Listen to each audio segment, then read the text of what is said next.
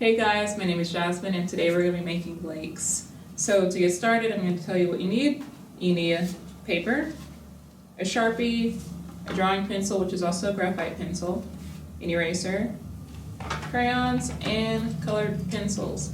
So for making our lake piece here, we're going to talk about abstraction, perspective, and scale. Abstraction is something that that is representative of what it actually is. So like for instance an apple, if you're going to abstract an apple, it might just be like a round red circle shape. So that's like abstraction, an example of abstraction. For perspective, which is a big thing we're going to focus on here for our lake piece here, perspective means the way that you might look at something. So for our lake piece here, we're going to be thinking about lakes, how we normally see them, and how they might look from the top down, so like a bird's eye view. That's perspective, and then we're going to talk about scale too, which we'll see more of an example when we get started on my piece here. But scale is how big something is or how small something is. So let's get started on this piece here. For my lake, I'm going to think about how water moves, the circle kind of shape of a lot of lakes, and I'm going to use my graphite pencil to kind of sketch out what shape I want. If you want, you can use your colored pencil, your crayons, your Sharpie, whatever you want to kind of get your flow going for your piece. But think about how lakes are sometimes round, sometimes they have a little bit of a dip in them.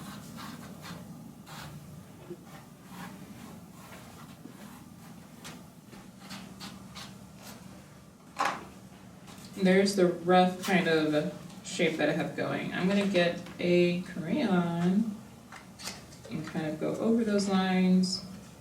I'm going to do a lot of color layering in this piece too.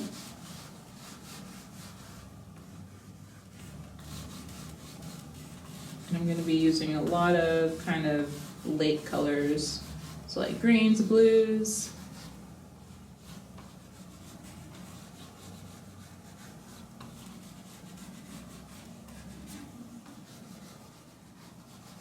And again, this perspective of this lake is from top down, so like a bird's eye view.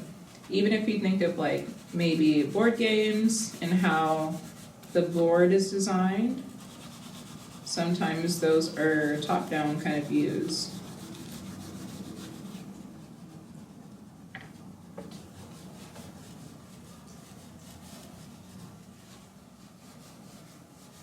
Sometimes there are like little islands in the middle of lakes.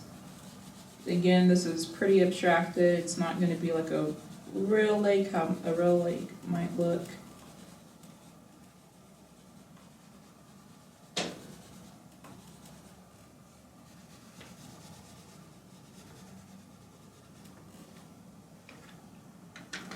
Let me get a blue.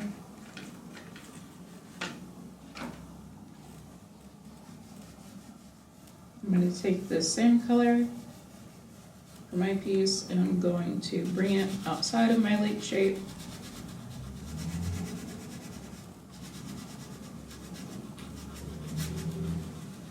I want my entire page to be filled with color. I don't want any white spaces where you can still see the natural color of the paper.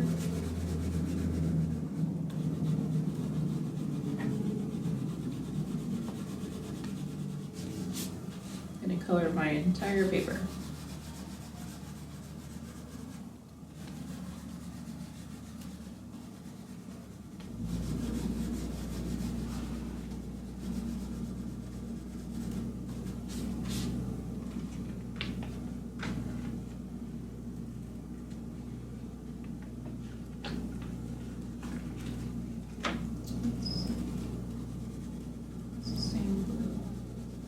One other thing you can do is remember pressure and how hard you press down on your crayon or your colored pencil, and that can change the color. So I'm pressing down a little bit harder on the same color that I just used, but it looks like a different color because I'm pressing down harder.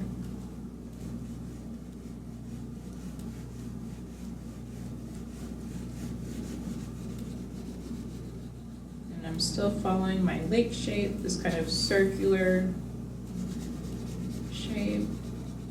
And if you think about lakes, how they're bodies of water that are enclosed, so there's not really an out point for most of them. It's like a giant bowl of water. So you could also think of this as a bowl shape and keeping that flow going in your piece.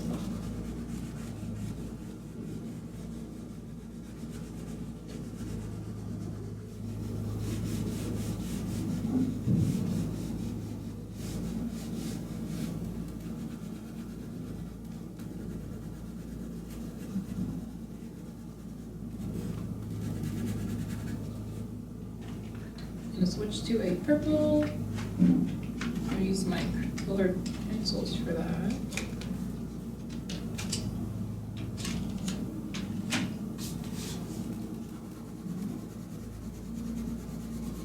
And just like with crayons, you color lighter and color darker to get different colors.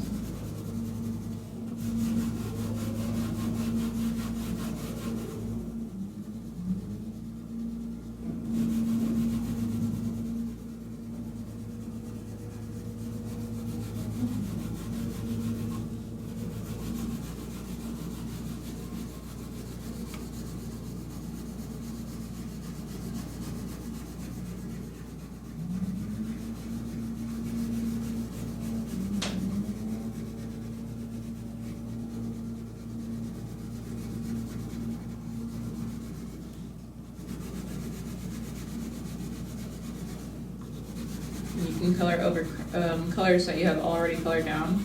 So I'm kind of coloring over my blue, and I can still see the purple.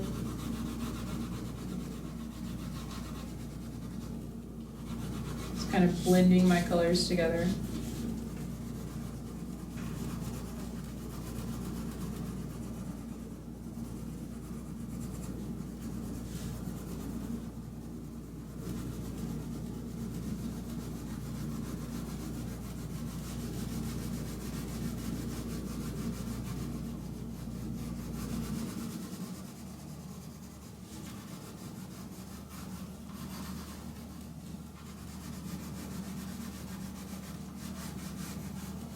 Still keeping the flow of my lake, this shape going. And if you drew your lake going one way and you turn your paper another way, you might like it a different way. I encourage you to kind of turn your paper each way and see which way you like best. It might change too whenever you're completely finished. You might like it a completely different way than what you've started out as.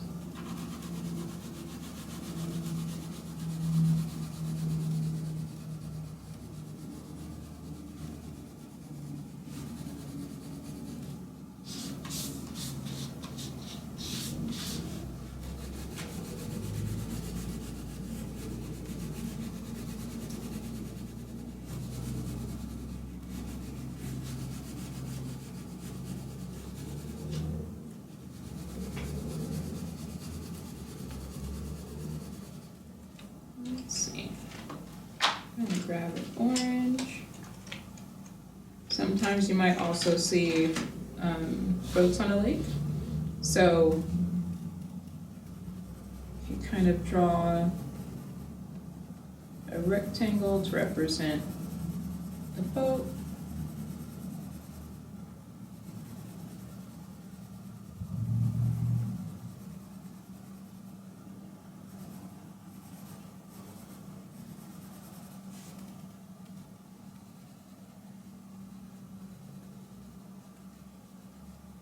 This is our abstracted lake. I'm not gonna do any like small details of like an actual boat because this is abstracted.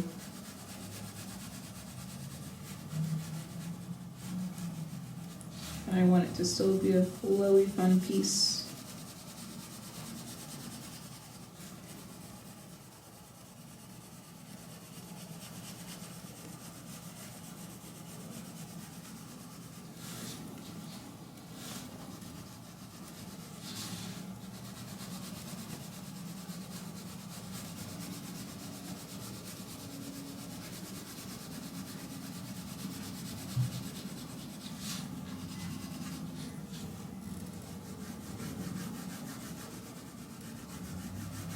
I'm still layering my colors. It's okay if all of my colors kind of run together. I'm gonna use a yellow crayon to kind of finish up my lake. When you think about how the sun also looks reflecting off of a lake, that could also be pretty cool. Like sunset colors or sunrise colors.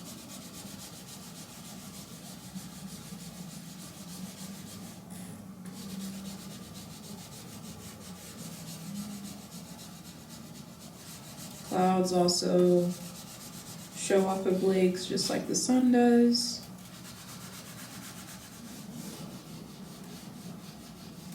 Those are all of my colors laid down. And my last step for me, which you don't have to do this, but I'm gonna take my Sharpie. You could take your color pencil, your crayons, whatever you want.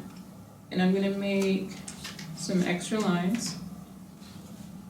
Just following the shape of my lake.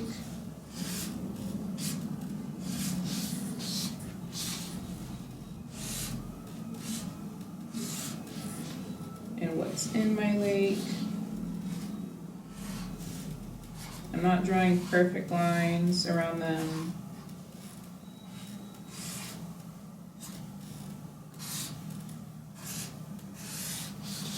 I'm just making marks.